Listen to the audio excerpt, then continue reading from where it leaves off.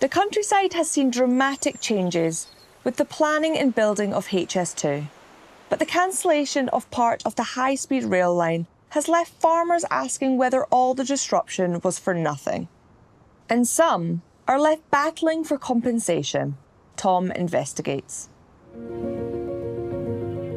The high-speed rail line was supposed to link the north and south, halving some journey times, creating thousands of jobs and revolutionising green transport by taking more cars off the road. I am ending this long-running saga. I am cancelling the rest of the HS2 project. In October, Prime Minister Rishi Sunak announced Phase 2, linking Birmingham to Manchester via Crewe, would be scrapped, and £36 billion diverted to other transport projects as HS2's costs spiralled, meaning only Phase 1 between London and Birmingham will now be completed. The government spent nearly £600 million buying up land and property on the cancelled northern section of HS2, taking homes and moving businesses. We sold the whole dairy herd in anticipation of HS2 coming, because HS2 is like this, it's coming, when is it coming? Edward Kavanagh Mannering is one of those affected. He was a dairy and arable farmer. His family has farmed this land in Staffordshire for 900 years. Last year, roughly a quarter of their 1,000 acres was compulsory purchased by HS2 just weeks before the government announced they were scrapping it. HS2 effectively have purchased from us a corridor of land from over there through over there, so that's about 260 acres that has been taken. We sold 400 cows in anticipation of HS2 coming. So it's difficult to know how to position your business when you don't know when they're coming, how much land you're going to use, what access rights you'll have. Just slightly playing devil's advocate, you were compensated for the land. I mean, sure, uncomfortable, but, you know, infrastructure projects need land. Yeah. I always said, right, 10 years ago, if I need to fall on the sword of national interest for an infrastructure project, I can deal with that, but I want to be compensated, and I don't want to spend the next 10 years of my life fighting HS2, which is what's coming. This process will take years, fighting to get a fair price for land that should have been offered immediately. So you don't think you've got a fair price at the moment? We're being offered 40% below the market price that we believe we can get. So why should we be paid less? Edward had already made massive changes to his farm in preparation for HS2, selling his dairy herd and renting out the majority of the remaining land. He now only farms cereals. And I can see you've got a mixture of grazing land and a lovely wetland here. I mean, how did it feel to give this up? It hurts, really hurts, because it's my legacy and I've spent my life working here, and it made me weep. I'm quite open to admit, because I find it helps, that the mental health side of this whole process needs to be acknowledged. So it's almost like going through a bereavement. It's almost as if I failed to protect the land. Despite the line no longer going ahead, Edward's land had already been acquired by HS2, and so his compensation claim will continue. And when it comes to the possibility of buying his land back now it's not needed for HS2, Edward isn't optimistic. I think HS2 / Ministry of Transport, I think it'll take quite a lot of time to work out their strategy. You know, are they going to keep it in case? Are they going to come up with another project? I have no idea. I don't think they know. Andrew Collier is another Staffordshire farmer affected. HS2 bought just over half of his 650-acre arable beef and sheep farm on the same recently scrapped northern leg linking Birmingham and Manchester via Crewe. Part of Andrew's farm was purchased for utilities, and part was used to allow a nearby golf club affected by the line to move some of their course onto his land.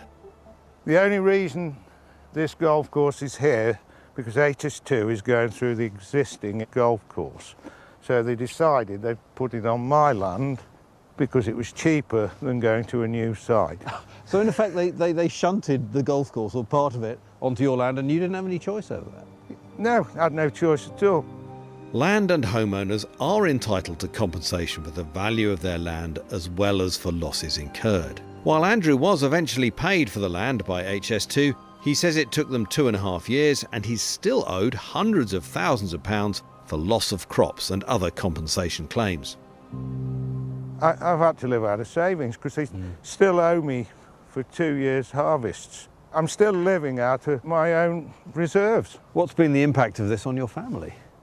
I've got 2 members of the family working with me and they've both had to find alternative employment because there's not enough left. It's almost split the family in a way because they've all had to go in different directions. Is it a viable farm anymore? No.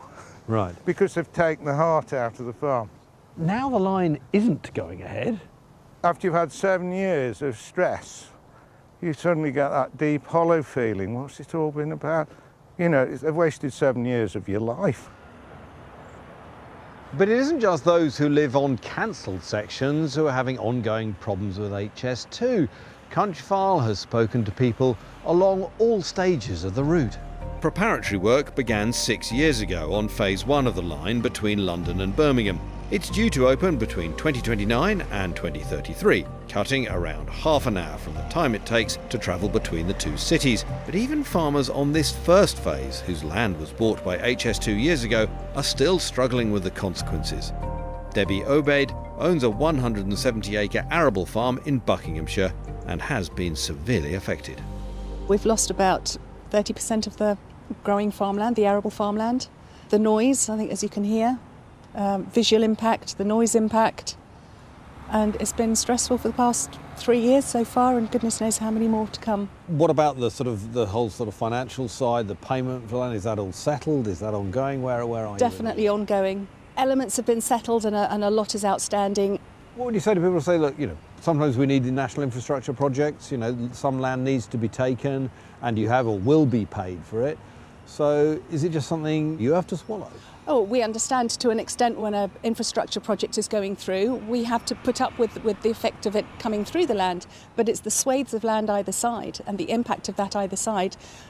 It seems excessive and the effects are excessive. There should be more communication, there should be more discussion, there should be more understanding and respect for those whose the land is being affected. We're trying to grow food for the nation and we're losing it. Behind us we have the track itself is going to come through here, yet this entire field is lost. We thought we were going to get this field back. We were using this for growing hay, for grazing animals, and this field is lost. I've lost my father at the beginning of this, and I don't know if I'm going to see the end of it in my lifetime. Tim Bamford is from the Country Land and Business Association. It has 200 members affected by HS2. What are your members telling you about how this project has been handled? There's just utter despair, I suppose, is the best way of putting it. You hope that a project is going to be done properly, quickly, sensibly and efficiently. That's the problem. None of those things have actually happened. There are still a number of people on the first section who haven't been paid, let alone the second section. And we need those agreements ticked off quickly, signed, and importantly, payments in people's bank accounts so they can move on with their businesses. A number of the farm owners and homeowners affected by HS2 are already taking legal action. We spoke to some of the law firms representing them and were told they were dealing with at least 50 cases involving HS2. Sarah Beer's firm is dealing with up to 20 cases from all phases of the line. What kind of issues are your clients raising when it comes to HS2? On phase 1, which is the section between London and the West Midlands, we had an Act of Parliament in February 2017, and HS2 started acquiring properties shortly thereafter. So those claims for compensation are quite a long time down the road, but the vast majority of those claims are still in negotiation. She says the farmers whose land was bought by HS2 on the cancelled section between Birmingham and Crewe are even further behind when it comes to finalising compensation. And those whose land was on the Crewe to Manchester section, where land was earmarked but not bought, will now have to wait to see if alternative rail plans being looked at by the UK government still involve their land. Where HS2's been cancelled, will some of these people get their land back? In some cases they will. Landowners should be offered that land back, subject to certain exceptions. So they should be offered that land back, but they will be offered it back at the open market value at the date that it's offered back, not at the value that it was acquired from them at. So where there's been an increase in value, they will have to foot the cost of that increase. You know quite a lot of clients, obviously. How are they doing in themselves? Dealing with HS2 has invariably become something that's all-consuming. This is something that impacts their livelihood, their businesses, their personal lives, their family lives. And people do struggle. They're really struggling. We put all of these issues to the UK government and HS2. The Department for Transport told us they were redirecting every pound that would have been spent on extending it north of Birmingham into hundreds of transport projects that will benefit more people more quickly, and would be announcing plans to sell off land that was no longer needed in due course, while ensuring our approach provides value for the taxpayer and fully engaging with affected communities throughout.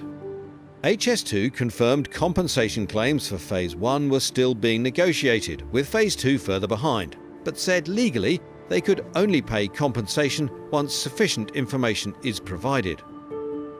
They said they'd paid a substantial amount of compensation to all the farmers in our film.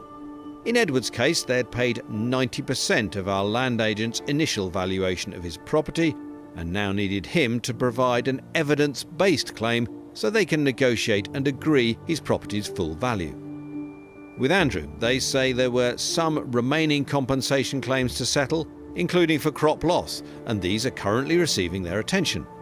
In Debbie's case, they say issues have been addressed as quickly as possible and that 2 parts of her land will be handed back in the next few years.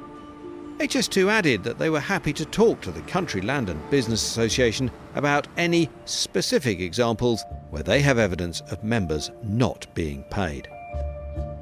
But for farmers like Edward still battling for compensation for the land they lost, there is no end in sight. I have a feeling we may be talking again in 5 years. What has HS2 done to salvage this situation? We'll see.